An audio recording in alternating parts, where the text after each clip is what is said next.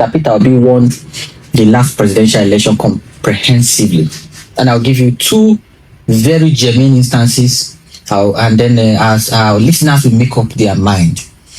In a state called Benue, Mr. Peter Obi won 15 local government. The man who was declared winner in that election won 8 local government. By some incredible stroke of magic, the man who won 8 local government is said to have defeated the man who won 15 local government, including all of the urban local governments. In Obiakpo, in River State. Until recently, Obiakpo is the home state of Governor Minister Yesom, former governor. Until recently, I have not checked recently, the result of Obiakpo local government showed that Peter Obi won comprehensively. Yeah. But by some stroke of magic, what was uploaded in INEC IREF portal was different from what was declared at the collation center. And then to even add salt to injury, Peter Obi won the major metropolitan local government in River State. Yeah. Here in Lagos, Peter Obi defeated the incumbent president. We have a president today who did not win his home state in the election that made him president.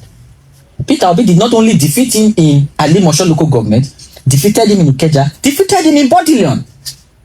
Even his own neighbor voted against him in an election where he was declared president.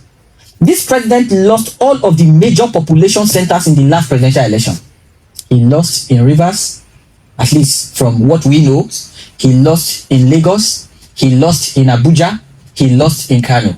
So where did the president get the votes that made him president? The mathematics is not mathing.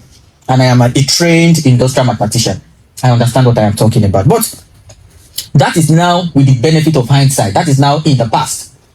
Your next question was that young people were unhappy with Mr. Peter Obi because he did not allow them to protest or to express their grievances in the last presidential election. You must understand the way the mind of the man works. Until you give him a reason not to believe in his system, he will follow that system to the latter. He was governor of Anambra State. He contested the election. He was rigged out. He went to court. He's the first governor in the history of Nigeria. Please fact check me. To recover his mandate from the court. So he believed that the court was going to do He was impeached for saving money by the state assembly. He did not fight. He did not protest. As a governor, he has the capacity to turn the state upside down. No. He went to court and the court gave him judgment and returned him back to office. When his tenure had not expired and they said no, they want to conduct election and his tenure has not expired, they indeed conducted election and I elected a PDP governor. Then he went back to court. The court enforced his right to have a complete tenure as governor of Anambra State. All these are very well documented instances. But in 2023, he trusted again the court until the court has now proven not to be the dependable ally. You know, when criminals are the one asking you to go to court, when thieves are the one asking you to go to court, you have to be very, very careful.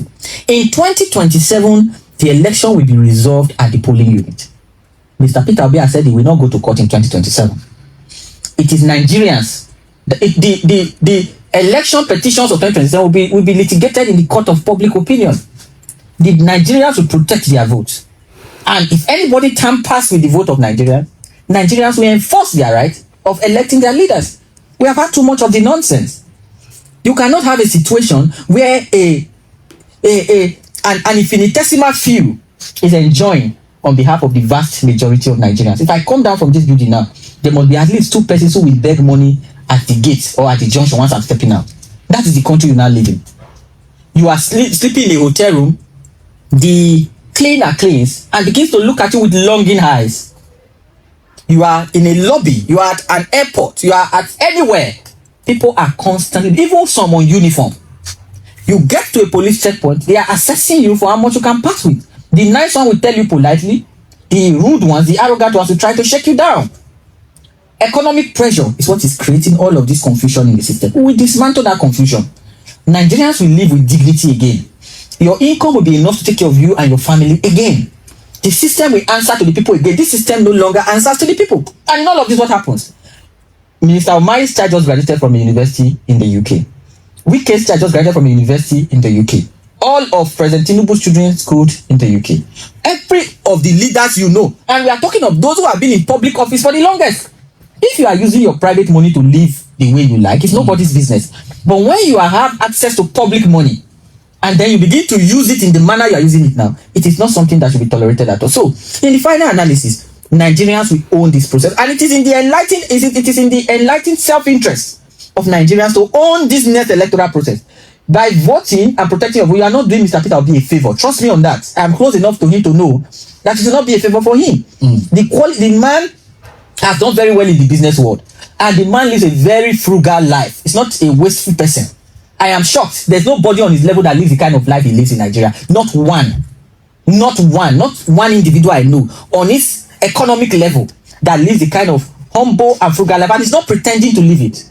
I used to think, okay, sometimes I used to think, okay, maybe one day a guy will say, now my research be this, this one, but it's not a facade. So at least you've been close to him. Yes, you've been close to him right enough. You can manage everything. Little food, everybody eats it together. You get back late in the night, he's still the one who will still make sure that everybody is fine.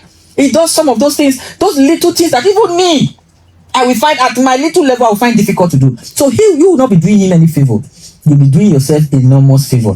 You'll be doing the country a good deal of favor. Our country needs to be respected. And the quality of your president matters. Our president has not been to the United Nations since he became president. He has not gone to the UN, not even once. 3 years and counts.